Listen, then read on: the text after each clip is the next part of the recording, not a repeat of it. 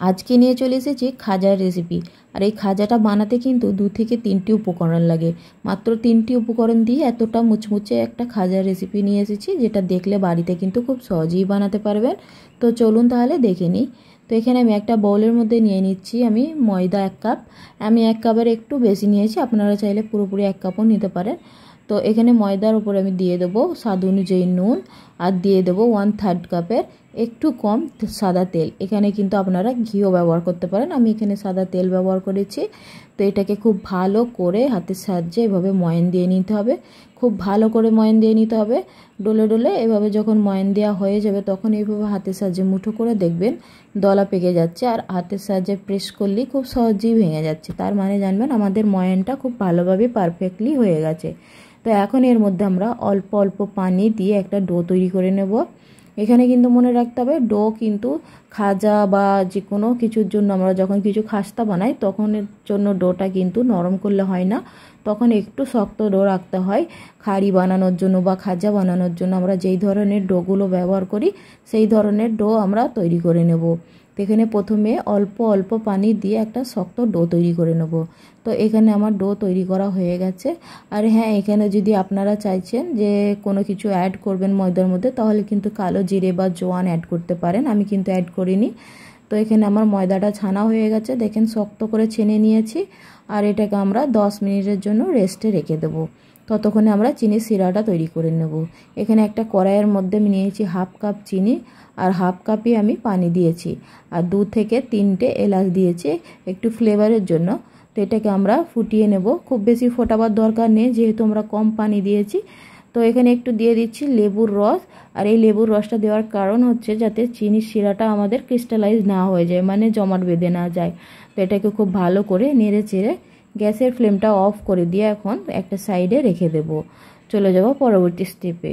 তো এখন আমরা এই ময়দাটা নিয়ে নিয়েছি, যে ময়দার ডোটা আমরা তৈরি করেছিলাম। এভাবে হাতের সাহায্যে আমরা ছোট ছোট করে লেচি কেটে নেব। ছোট ছোট যে লুচির আকারের লেচি হয়, মানে একটু ছোট সাইজের। আপনারা চাইলে এগুলো বড়ও করতে পারেন, এখানে সাইজ কোনো ম্যাটার করে না। তো আমি এখানে ছোট ছোট লেচি কেটে নিয়েছি। তো এখন একটা লেচি নিয়ে এভাবে হাতের সাহায্যে প্রেস করে আমরা বেলে নেব। অল্প একটু ময়দা দিয়েছি, তো এখানে অল্প ময়দা দিয়ে আমি লেচিটাকে খুব ভালো করে পাতলা করে বেলে নিতে হবে। এখানে কিন্তু লেচিটা মোটা করে বেললে হবে না। আর এখানে অল্প একটু ময়দা ছিটিয়ে দিলাম লেচির ওপরে। এখন একটা ছুরির সাহায্যে দেখুন কিভাবে আমি কেটে নিচ্ছি। এভাবে সরু সরু করে সুতোর আকারে কেটে নিয়েছি। আর দেখবেন ওপরের দিক থেকে আর শেষের নিচের দিক পর্যন্ত আমি একটু বাকি রেখেছি, পুরোপুরি কাটিনি যেহেতু আমরা এগুলোকে ফোল্ড করব।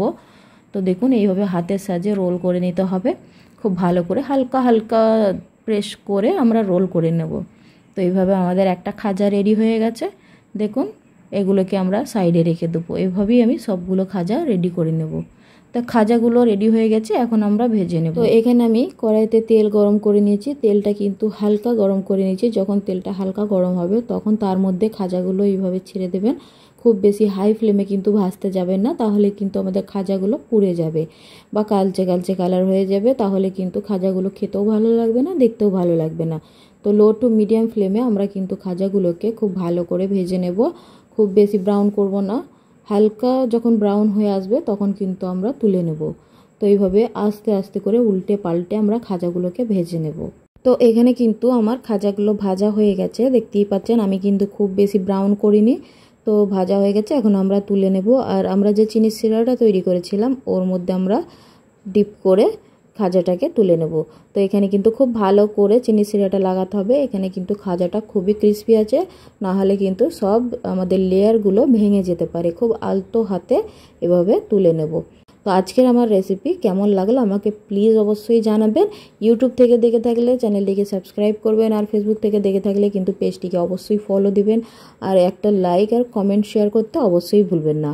আবারও নিয়ে আসবো কিছু নতুন রেসিপি নিয়ে। তো আজকের মতো এখানেই।